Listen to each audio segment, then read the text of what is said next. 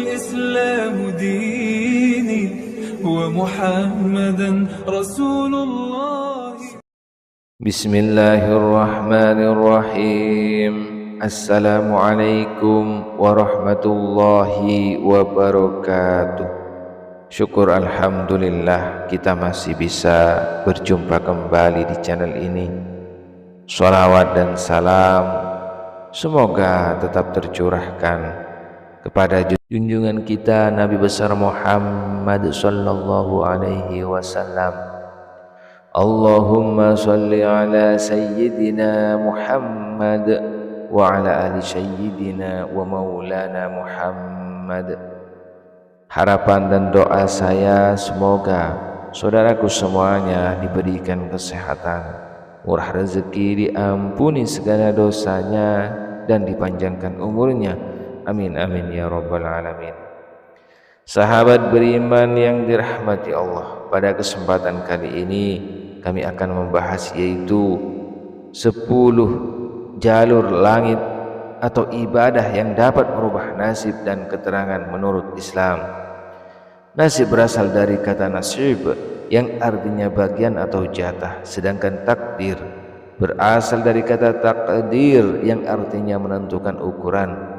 Ajaran Islam mengenal istilah qada dan qadar merujuk pada sumber belajar.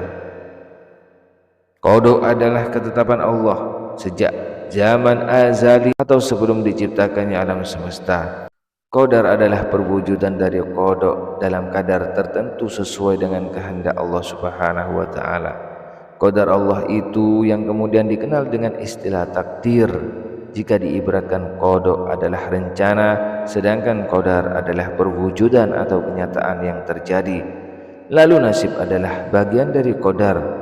Nasib yakni ada nasib baik dan buruk, namun bukan berarti manusia harus pasrah dengan nasib yang dialaminya. Nasib hendaknya dijadikan sebagai bahan evaluasi untuk menjalani hidup ke depannya. Misalnya saat seseorang mendapat nasib buruk, maka orang tersebut tidak boleh berputus asa. Mereka harus terus berusaha sambil berdoa agar diberikan kekuatan menghadapi ujian dari Allah Subhanahu wa taala. Dan saat mendapatkan nasib baik, maka seseorang harus bersyukur kepada Allah Subhanahu wa taala. Dan yang paling penting, apapun nasib yang diperoleh, manusia harus selalu mengerjakan amal-amal kebaikan dan berserah diri kepada Allah Subhanahu wa taala.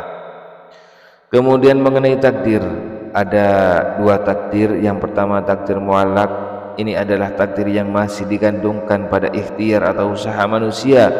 Artinya takdir yang telah ditetapkan oleh Allah ini tidak dapat diubah sesuai dengan usaha manusia untuk mencapai tujuan yang diinginkan. Contohnya, apabila seseorang ingin pintar atau kaya, maka keinginan tersebut bisa didapatkan apabila ada usaha yang tinggi dengan doa kepada Allah Subhanahu wa taala. Yang kedua takdir mubram. Ini adalah takdir yang sifatnya sudah tidak bisa diubah oleh manusia dengan usaha apapun. Salah satu contohnya adalah kematian, sebagaimana tercantum dalam Al-Quran surat Al-A'raf ayat 34 yang artinya, dan setiap umat mempunyai ajal atau batas waktu.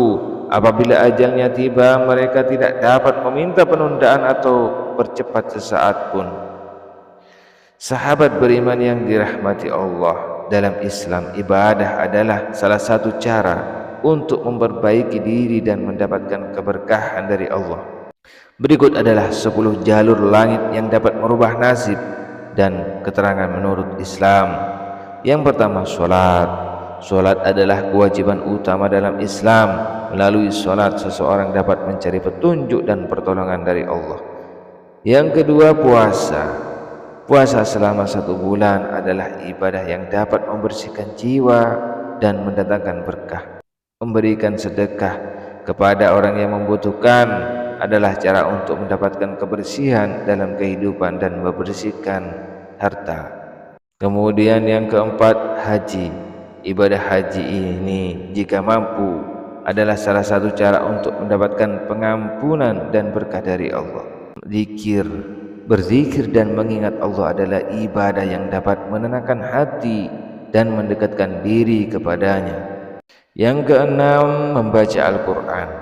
Membaca, memahami dan mengamalkan Al-Quran dapat membawa petunjuk dan berkah. Yang ketujuh, berbuat baik kepada orang lain.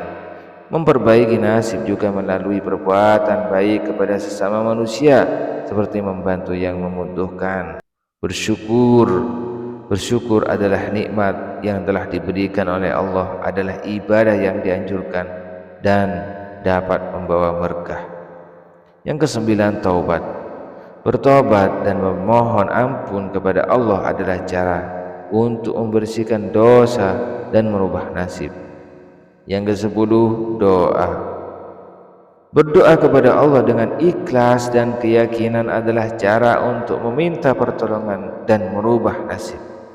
Sahabat beriman yang dirahmati Allah, penting untuk diingat bahwa ibadah harus dilakukan dengan ikhlas, keyakinan dan niat yang baik, serta disertai dengan usaha dalam kehidupan sehari-hari.